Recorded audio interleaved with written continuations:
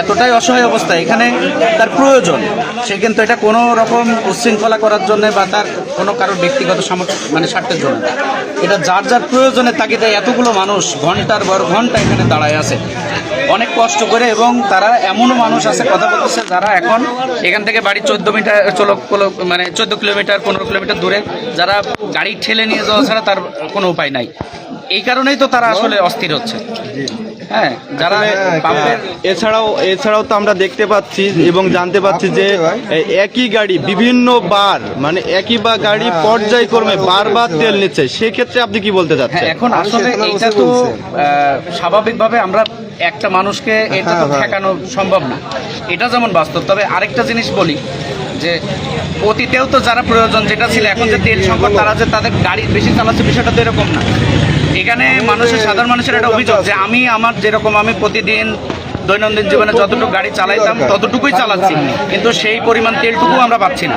কিন্তু এই তেলটা ঠিকই কোনো না কোনোভাবে বাইরে পাস হচ্ছে, এবং বাহিরে কিন্তু সেই তেলটা 140 বা 170 বা 200 টাকা রেটেও কিন্তু পাওয়া যাচ্ছে। এই জন্য হচ্ছে জনমনে একটা ক্ষোভের সৃষ্টি হয়েছে। আপনি যে কথাটা বলছেন, এটা আসলে আপনাদের কাছে যদি সঠিক প্রমাণ থাকে তাহলে আপনার প্রশাসনের হস্তক্ষেপ নিচ্ছেন না কেন? হ্যাঁ, অবশ্যই এটা প্রশাসনের হস্তক্ষেপের থেকে বড় কথা, এই দায়িত্বটা তো আসলে প্রশাসনের, সাধারণ জনগণের তো না। এটা প্রশাসনই তো দেখবে নাকি? এটা কি জনগণ দেখবে নাকি?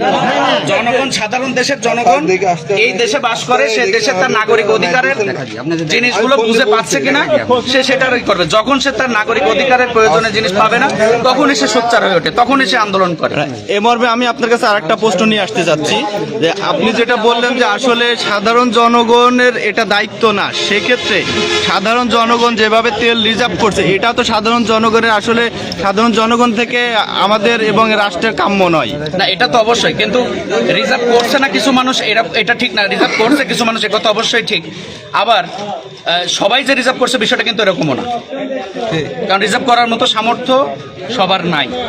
আর আমাদের দেশে এখন সবারই হরহামেশাই কিন্তু মোটর বাইক ইউজ করে, তারা কিন্তু তেল রিজার্ভ করার মানসিকতা রাখে না। এখন রিজার্ভ যারা করছে তারা কিন্তু ব্যবসায়ী, তারা কিন্তু ব্যবসায়ী ছাড়া কেউ আসলে রিজার্ভ করেন। তো আমরাও পাম কর্তৃপক্ষকে সহযোগিতার জন্য এবং প্রশাসনকেও সহযোগিতার জন্য আছি। প্রশাসন এখানে আছে, অসুবিধা নেই, আমরা সবাই মিলে আমরা দেখতেছি।